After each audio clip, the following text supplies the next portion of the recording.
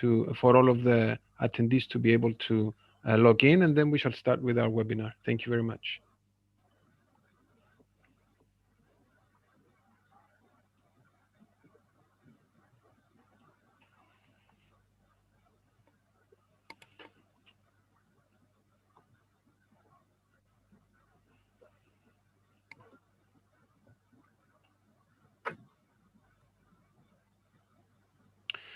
Good afternoon, everyone.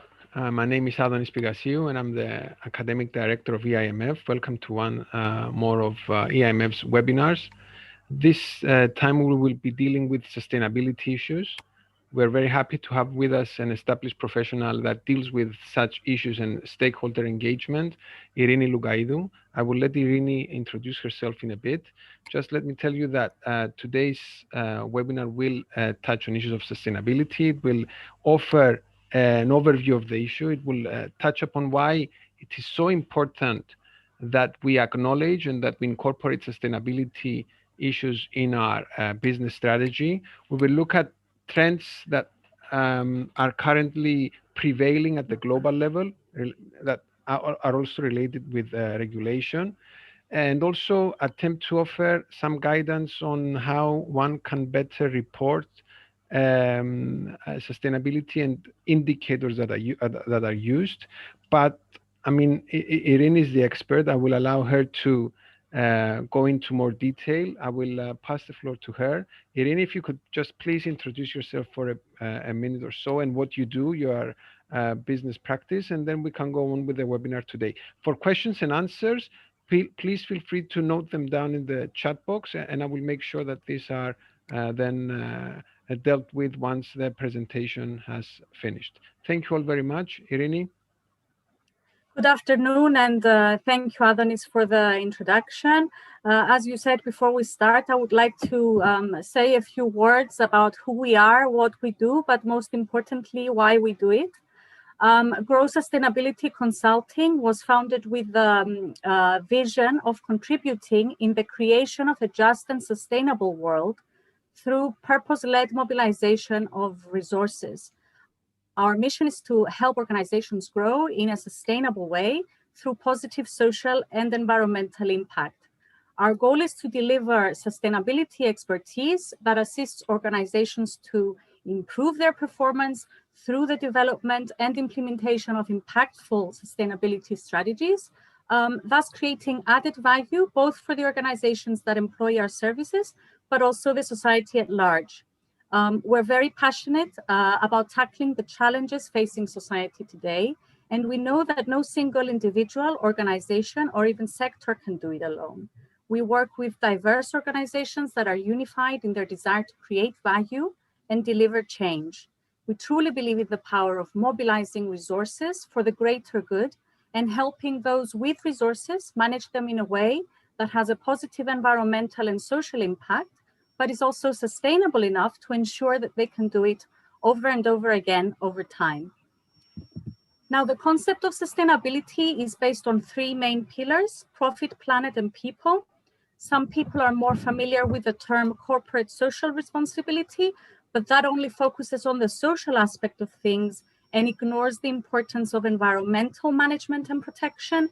And as you know, climate change is now one of the biggest societal threats that we urgently need to address. Also, financial prosperity allows us to invest in research and the technology to make the necessary changes to preserve the environment and take further action that will ensure the sustainability of our planet and society as a whole. So all three pillars are equally important. Another term now used to describe corporate responsibility is ESG, which means environment, society, and governance. An organization's sustainable development depends on many factors, such as its sensitivity in environmental issues, its social contribution, as well as its governance policies. And governance is equally important if corporations are to be held accountable and responsible for their actions. And there is now a clear link between a company's financial performance and its ESG strategy. And it's important to understand how all these factors affect an organization and its impact, and use clear KPIs that provide the metrics to facilitate decision-making. That is why a lot of investment firms and banks rely on these metrics and ratings to decide whether to invest in a company. Companies that respond well to these metrics are more likely to perform well financially, and this is a huge trend worldwide. That's why we see green bonds gaining ground. Now, the purpose of an organization is usually a peripheral activity and not seen as a necessity, unfortunately. But when purpose is placed at the heart of business strategy and leadership commits to sustainable development, then not only is the organization more fit to deal with a rapidly changing environment, but it also responds to stakeholders' needs and expectations. Sustainability is more than just making a donation or planting trees. It's about making real contributions to your community, even if no one is watching. So it's about bridging the gap between profit and purpose.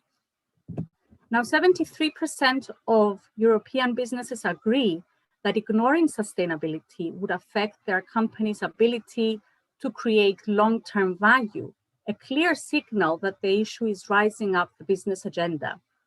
Driven by a developing societal awareness, companies face growing demands to conduct their business ethically and sustainably.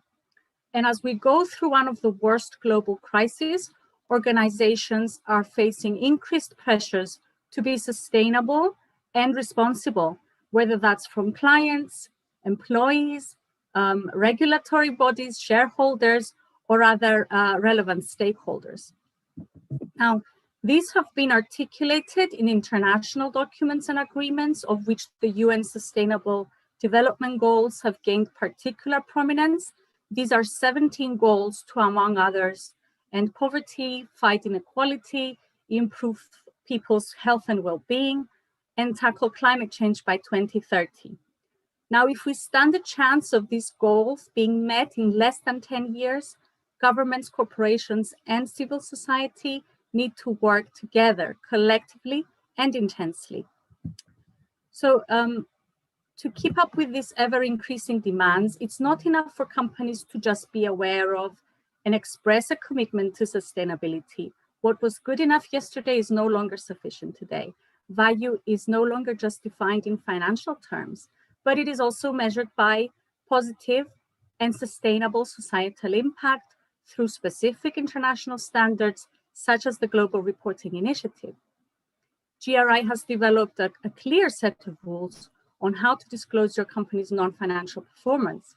It's an independent international organization that has pioneered sustainability reporting since 1997.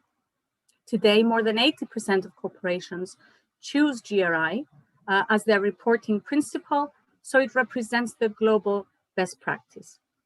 GRI helps businesses and governments worldwide understand and communicate their impact on critical sustainability issues and enables real action to create social, environmental, and economic benefits for everyone. Now, these standards were developed with a multi-stakeholder approach and are rooted in the public interest. According to the GRI, before you develop a sustainability strategy, you must first conduct a stakeholder analysis and a materiality analysis. Stakeholder capitalism, a popular management theory in the 50s, which is based on the concept of creating shared value, not just for shareholders, but for all stakeholders, is making a comeback. Spurred by the alarming climate crisis and increasing social challenges, such as rising inequality, the movement is gaining a lot of support. And increasingly, there's a sense among business leaders that the prevailing ideology of putting shareholders above everyone else, which has reigned for the past 40 years, needs a serious update. But it's also left a path of environmental and social destruction for future generations to grapple with. Now, BlackRock's Larry Fink, the world's largest investor with $7 trillion in assets under management, in his annual letter to CEOs last year, placed long-term sustainability at the center of his investment approach. The World Economic Forum updated its Davos Manifesto for the first time since 1973 to more clearly state that businesses must be stewards for the environment, uphold human rights throughout their global supply chains, and pursue sustainable shareholder returns that don't sacrifice the future for the present.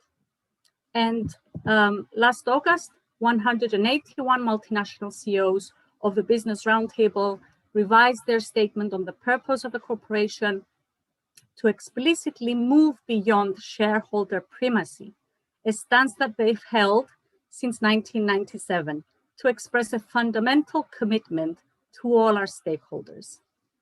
So changing the narrative from shareholder to stakeholder won't happen overnight, but we need to make room for the conversation. Our organizations and ultimately the planet depend on them. Like all change, the best place to start is locally, identifying opportunities and priorities in your own organization. Stakeholder capitalism can't succeed if shareholders don't see the value. In a stakeholder model, measurement must be a team effort. While the CFO bears central responsibility for delivering financial results to shareholders, he or she will need the support from the COO, the CMO, the CIO, and the CEO to articulate how all of this together, working on ESG issues, affects financial performance. But the best way to respond to stakeholders' needs is to engage in a dialogue with them.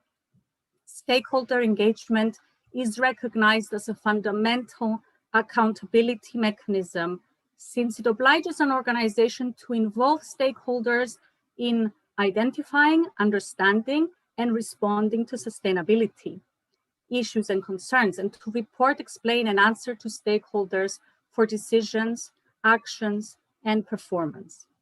So through stakeholder engagement, an organization's material issues are highlighted. The central point of sustainable development is the materiality analysis process that is based on the principle of raising the material issues for each stakeholder group. Now, material issues are those that reflect significant economic, environmental, and social effects of the organization. More simply put, it's analyzing what matters and where it matters. So the identification of the material aspects depends on an assessment of the impacts resulting from the organization's activities. And these impacts might be identified inside or outside of the organization's direct control. Now, GRI categorizes material issues and discloses on these 6 main sustainability pillars: economic and governance, labor practices and decent work, human rights, marketplace issues, society, and last but not least, the environment. So let's look at them one by starting with governance. So good governance is fundamentally about improving transparency and accountability within existing systems. Therefore, in order for a company to have good governance, it must first, of course, fully comply or even exceed the requirements of applicable legislation and the regulations governing its operation. It must often adopt or implement a standard, a tool related to these issues, such as various ISO certifications. Now, in this context is, of course, GDPR, which secures customer consent, restrictions on the collection, retention, and use of data, adequate security in their storage, etc. We also look at the organization's code of ethics and conduct, which must be based on the company's business values and principles. These ultimately determine the obligations and behavior of our employees. Particular emphasis is placed on the principles of accountability, as I said before, integrity and transparency, and the effectiveness of the company's control function, such as internal audit. There must, of course, be applied reporting policies and procedures with regards to whistleblowing for concerns and incidents, complaint management policies, anti-bribery, conflict of interest, etc. Now, in this section, we also look at the organization's financial performance and market presence, but also the indirect economic impacts it has on the local community, for example, through local employment or supporting local producers, etc. And obviously the company's risk management strategy. After all, sustainability is about managing risk, but in a responsible way. So the company must disclose any investments made based on a sustainable business strategy and model that benefits all stakeholders.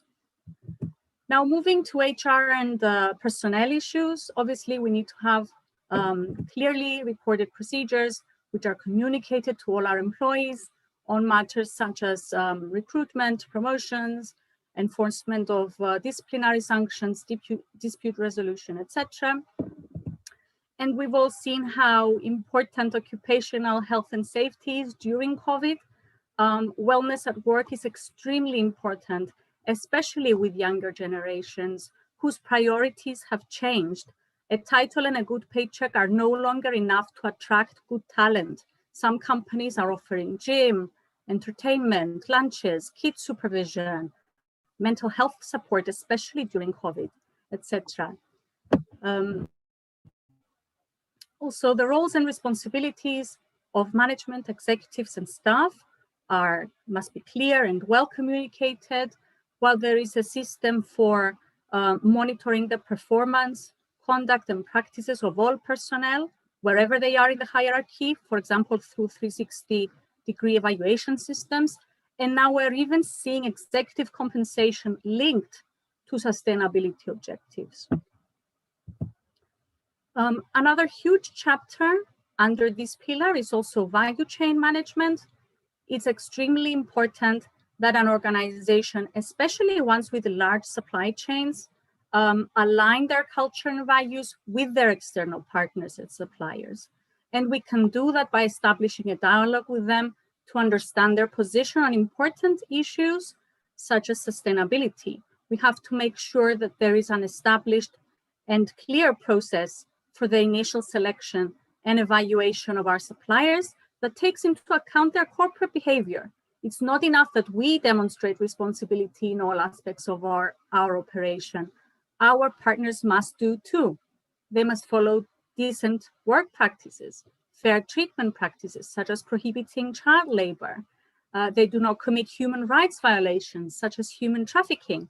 So effective sustainability increasingly requires management up and down the value chain. And issues in one part of the value chain can impact others. That brings us to the third pillar, which is human rights.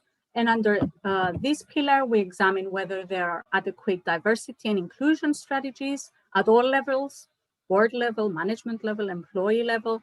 We need to ensure that all employees are provided with equal opportunities for education, personal and professional development and improvement, regardless of their gender, age, nationality, and religion, and based on their individual needs, identified through defined channels of communication and dialogue between management and staff.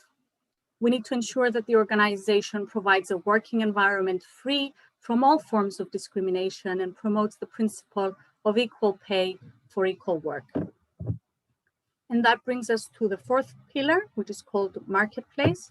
And under this pillar, we examine if the organization provides clear, sufficient, and useful information to customers about safe and environmentally sound use of products or services, as well as any other issues such as pricing, conditions, warranty, returns, customer rights, obligations, etc. We must ensure that there is a clear process for after-sales service, grievance management, dispute resolution. We systematically measure the degree of our customer satisfaction and make improvements if and when needed, and develop mechanisms and procedures for retaining our loyal customers, for example, through CRM programs, etc. Now, innovation and especially digital transformation has been extremely important in mitigating the negative effects of COVID on business. Some companies have even changed their whole business model to stay afloat. But those who change and adapt are the only ones to survive. So integrating innovation in your business strategy definitely strengthens competitiveness. And that leads us to the fifth pillar. Although social contribution is a bit trickier to define and measure, it has gained particular prominence worldwide during the pandemic, with campaigns such as Black Lives Matters, Amazon workers rising against poor labor practices during the first lockdown, and so on and so forth. But how can we define social contribution?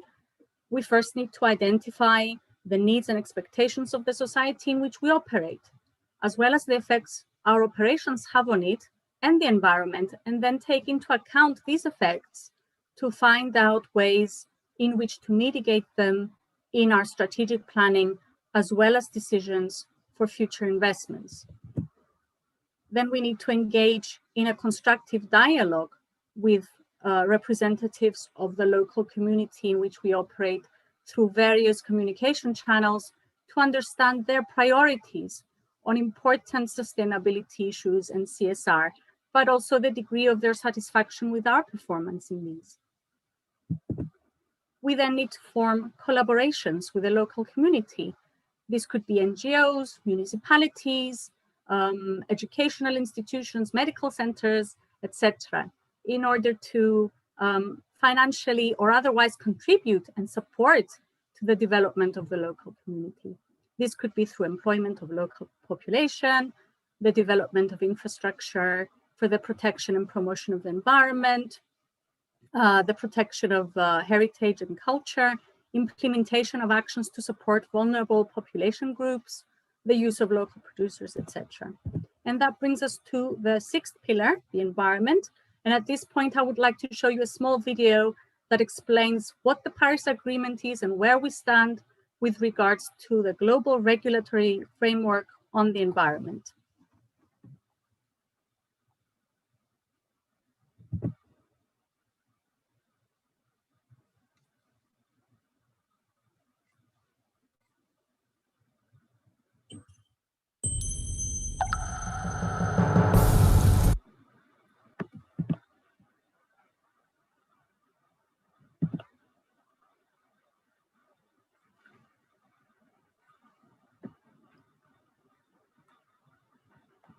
Just a minute.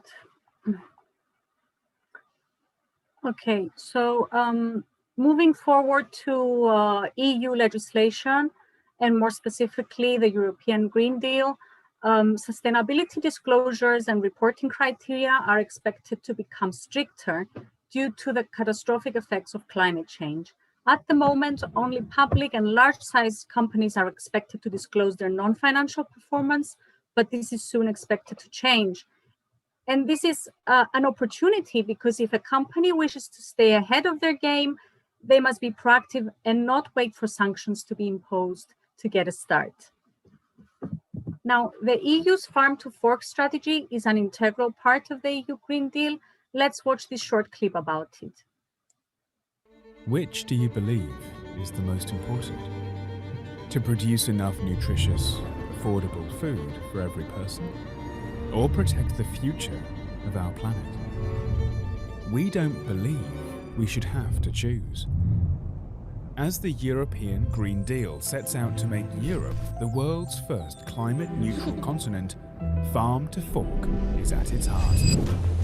Investing billions of euros into research and technologies, transforming how we produce, distribute, and consume our food for healthy people, healthy societies, and a healthy planet, and at the same time creating new opportunities for consumers, farmers, and the food industry. It's time to reshape tomorrow, to move from an ideal to a reality, from a way of eating to a way of life, from farm to fork. Do you have the appetite for change?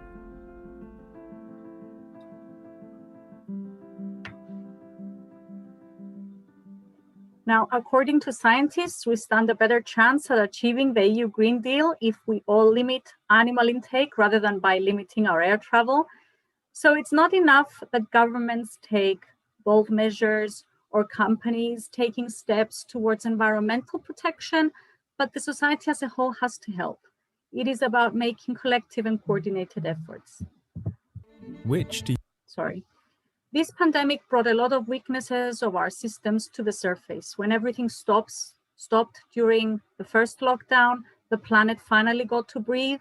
COVID-19 has forced us to re-examine our food chains, our production methods, etc. So any corporation that belongs in this ecosystem has a responsibility to take action on at least some of these issues. Philanthropy is always good, but if we don't target the root of the problem and embed sustainable business practices throughout our business model, then we cannot be considered good corporate citizens. Now, following all of this detailed analysis, we reach the point where we formulate our ESG strategy. A good strategy provides the basis for all sound business decisions. It can build resilience, it can improve performance, and meet high-level strategic business objectives. The ESG strategy formulation includes specific goals on the material issues raised in the sustainability report. So when developing an ESG strategy, companies must consider many aspects, including their scale, as well as the industry and the markets in which they operate. There is no one-size-fits-all when it comes to ESG policy, and it takes careful consideration and planning by an expert. But the ESG strategy will help you define what sustainability means to your organization today and in the long term. It will convert your sustainability ambition into a tailor-made sustainability strategy that aligns your day-to-day business reality. And it will integrate your CSR identity, if you like, in sustainable corporate behavior that stretches into all operational disciplines, transforming your organization into a decent corporate citizen. Achieving your strategic goals requires clear and meaningful plans and pathways for action, structured action and management plans that will guide your progress, assist on its implementation, and report on the results of the actions agreed on. And finally, metrics. Sustainability reporting is telling your sustainability story in a way that can be heard by company leadership, investors, owners, customers, and all stakeholders. So clear KPIs need to be defined that will enable you to measure the effectiveness of your social impact strategy, and if needed, tweak them accordingly in case something is not working that well. So there is a mass of sustainability information out there. You need to cut through the clutter to focus on the right things in the right order with the right level of ambition to allow you to effectively and simply identify, prioritize, manage, and communicate your sustainability performance. Now, we have a methodology in place for sustainability integration, but sustainability is an organizational change issue. You can have the best plan in the world for your sustainability, but it can still fail if it's not effectively embedded into business priorities, processes, rewards, and culture. Many companies don't have a dedicated sustainability department with a chief sustainability officer, and one is not always necessary, but a team whose members come from all departments of the organization is. Sustainability needs to start being embedded in job descriptions, and commitment from the top is a must if the working group is to devote time and effort in achieving sustainable development goals. Sometimes introducing incentives for employee contribution towards this is a good way to ensure commitment. Now, sustainability is sometimes seen as a cost rather than a value creator. However, it can definitely drive innovation, brand differentiation, and win business.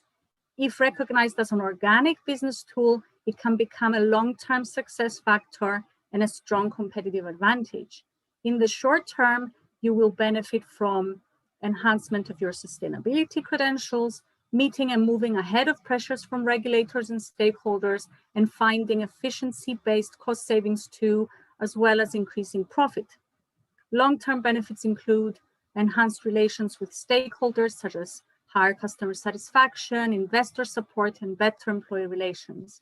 It motivates your personnel to know that they are actively being involved in a higher purpose more than their employer's profitability. It lowers risks in your value chain. It helps build a positive image of your company and enhances its reputation. It creates trust in a brand, and in some cases even changes perceptions of who the company is and what they care about. And at the end of the day, knowing you're doing the right thing for your children and grandchildren.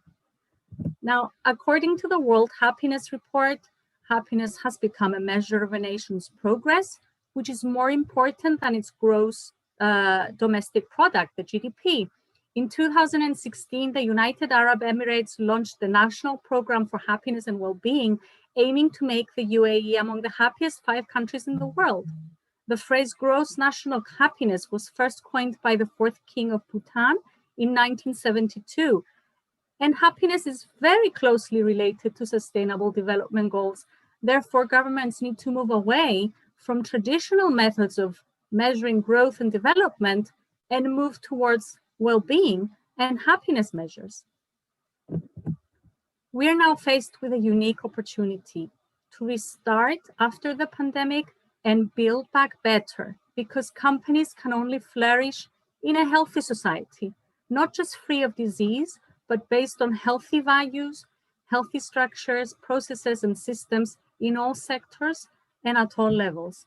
And I would like to close my presentation with this quote: "The days are gone when being aware of sustainability issues was enough.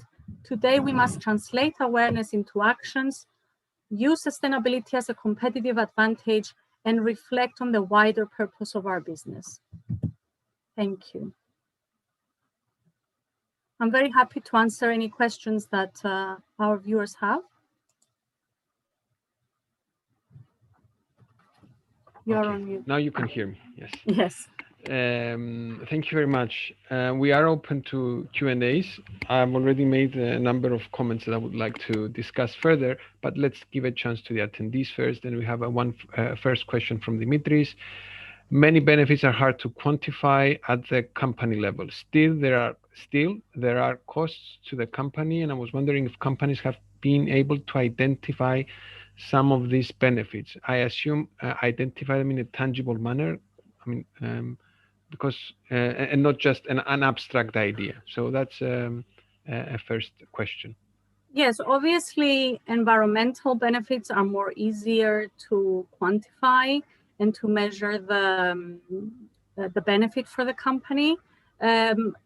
As I said, social contribution is a little bit trickier to define and to measure.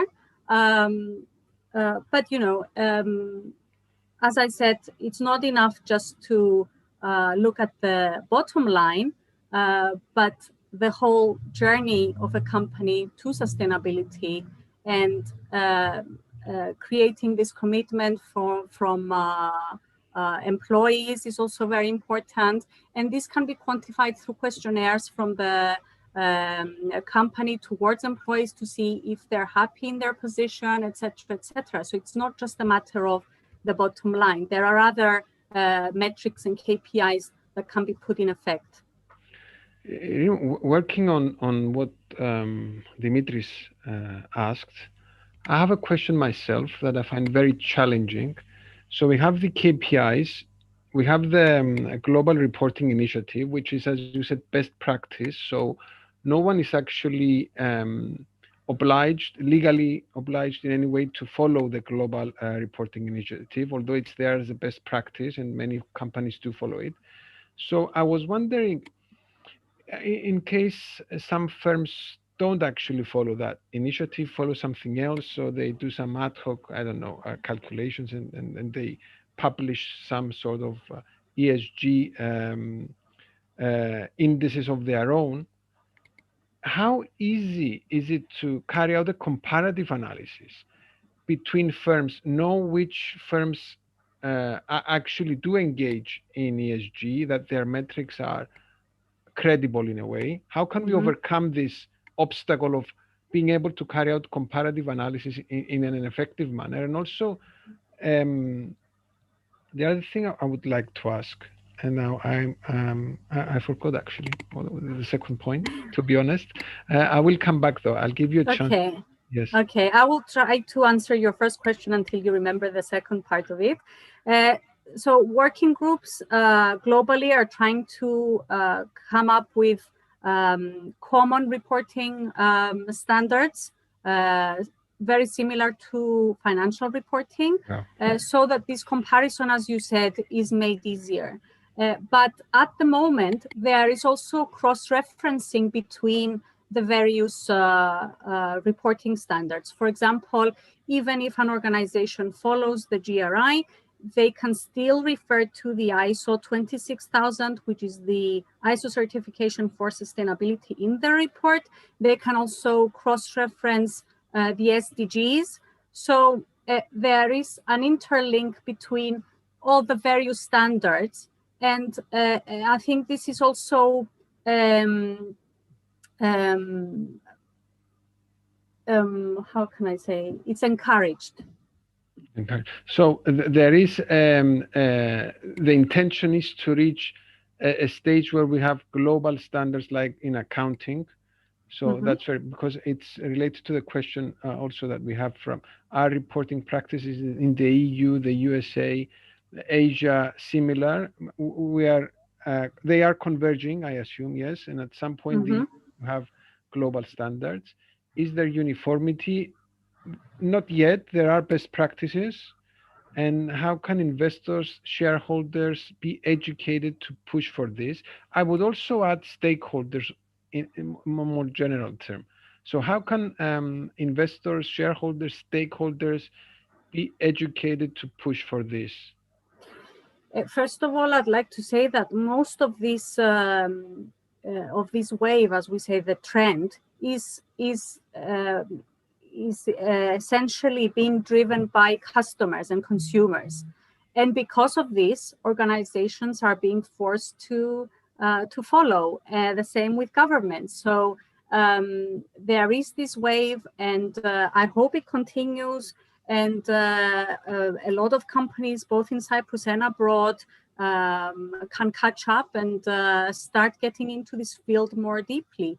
And this is why we have seminars such as the one today to discuss about these new practices, these new principles, and inform people both from the corporate world, or whether they're working for an NGO or from the governmental sector, etc. So abroad, things are moving very, very quickly. I mean, we're studying new disciplines, new practices every day.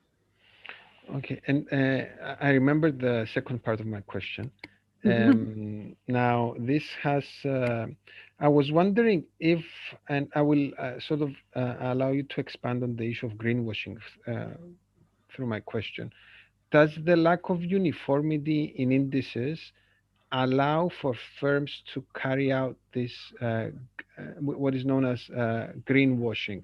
And you can expand a bit on the issue if you know, I mean, if you are in a position to say about what do we mean by greenwashing? Yes, definitely. I think that the lack of universal standards helps with greenwashing.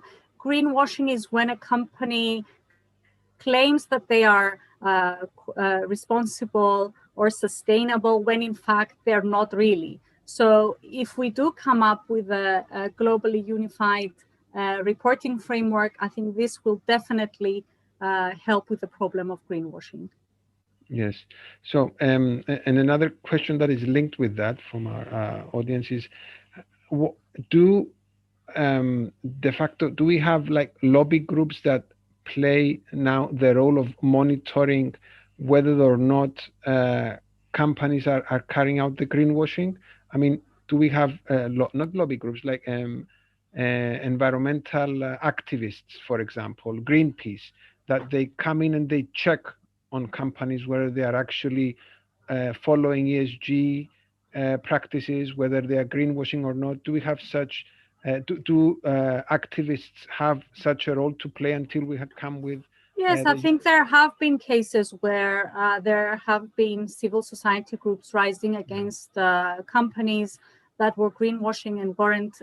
I mean, I mentioned an example before with Amazon workers rising during the first lockdown about poor labor practices.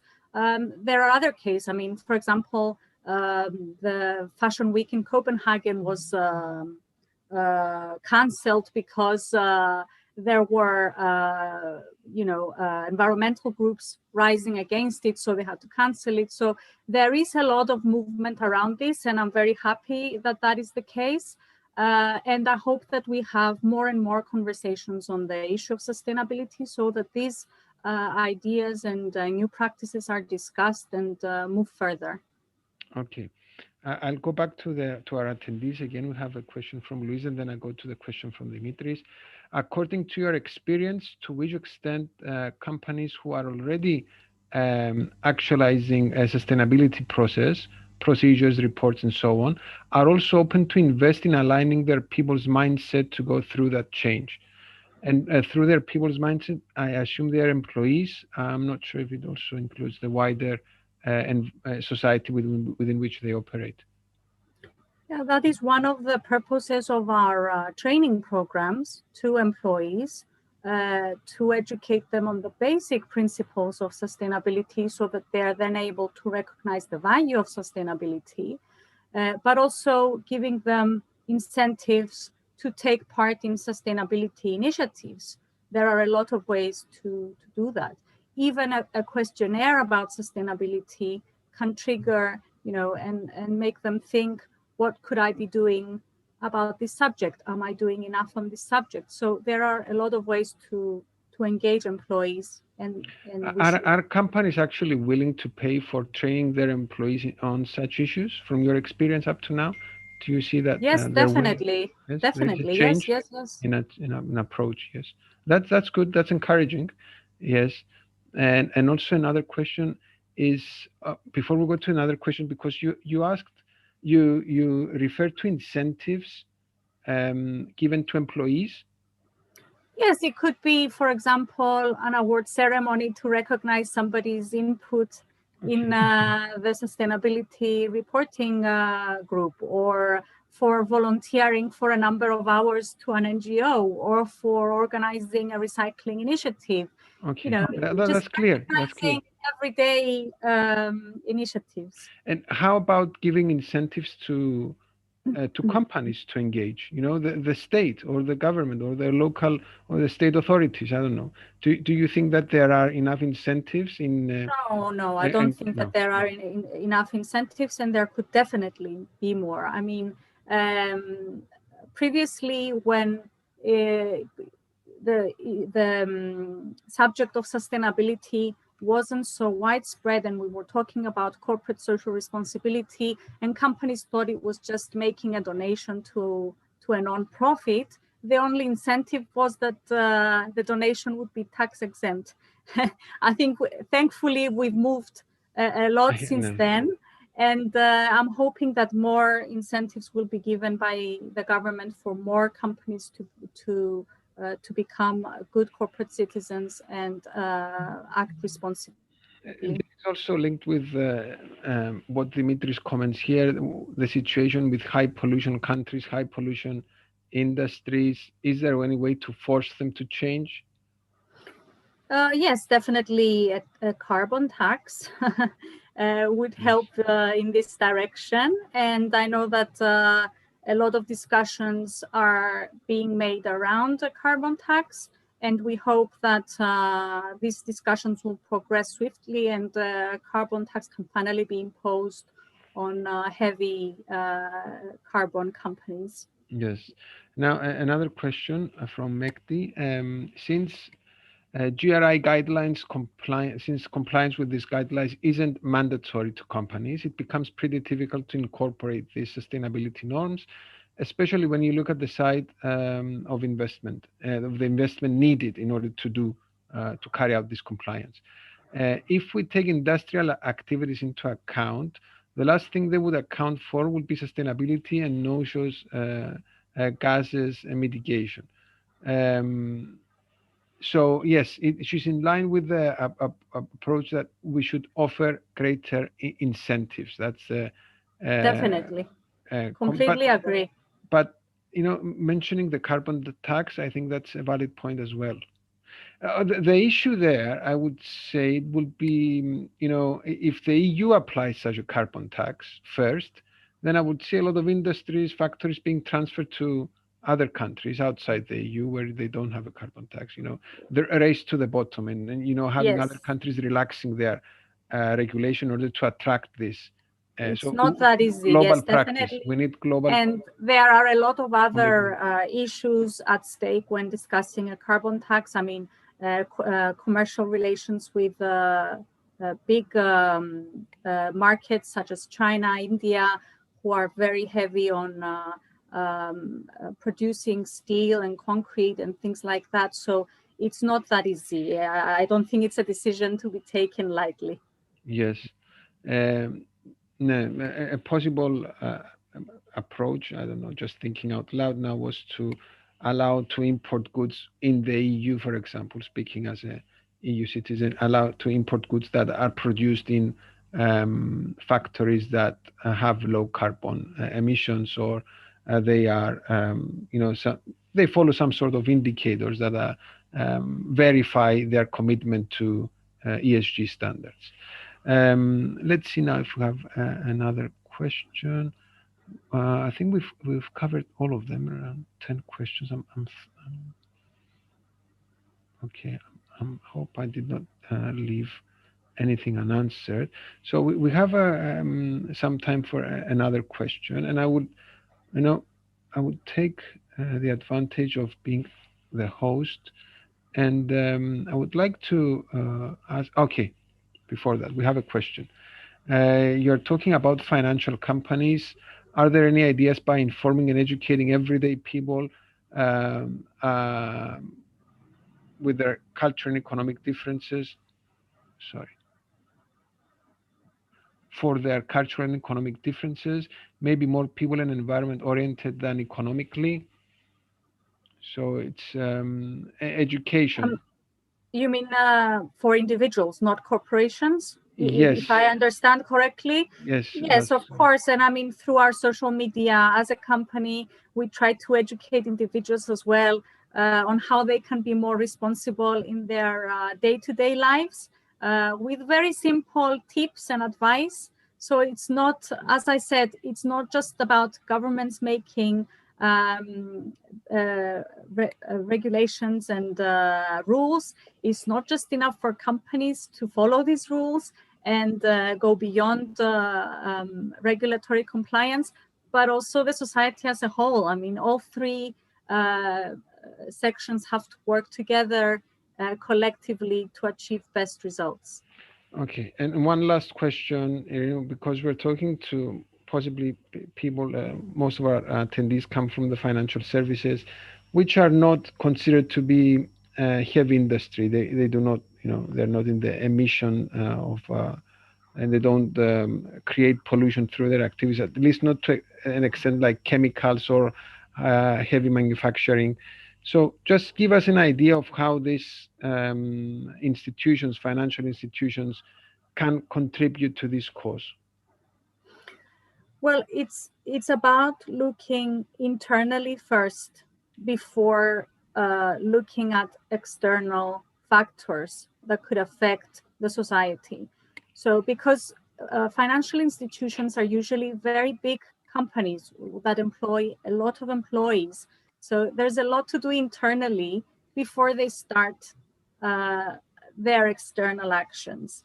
And that's my best advice to financial institutions, to first look what they can change internally to become responsible and sustainable, and then look at external factors. Save energy, for example, or paper waste and waste management. For example, wellness programs for their employees, fair treatment. I mean, we've mentioned them in the presentation beforehand. There's a lot to do internally before looking at outside factors. I would just add, for example, another perspective here, green finance, where they actually give their loans, having high standards regarding to which people they engage in.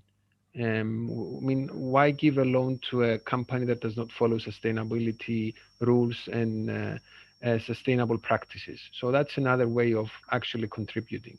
Definitely. Yes, promoting green bonds, all this green financing, sustainable financing. Yes, these are also very important issues for the financial institutions, and also internally, what you said, making sure that they do what is best possible first internally, in order to contribute to this cause. Irene, I think we are running out of time, and we have answered all questions. Apologies, I need to see once again. Great. Yes, we have no pending questions. So I would like to take again this chance and thank you very much for taking the time to talk to us, for covering such a topical issue that's, it's continuously evolving issue. So you need to be up to date in order to speak about this. And we are very grateful that you offered us this very insightful presentation on the topic. I would like also to thank our attendees for staying with us. I mean, almost none left since the beginning of the seminar, and this is it shows that you managed to keep them engaged, and we're very happy for that. EIMF will be offering programs in the near future relating to sustainable finance, and sustainability, green finance, and all relevant issues. So I hope that we shall get a chance to see our attendees in one of our future seminars. Irene, thank you again very much. Enjoy your afternoon, everyone. Thank you so much for having me. Thank you again. All the best. Have a nice afternoon. Same to you. Bye-bye.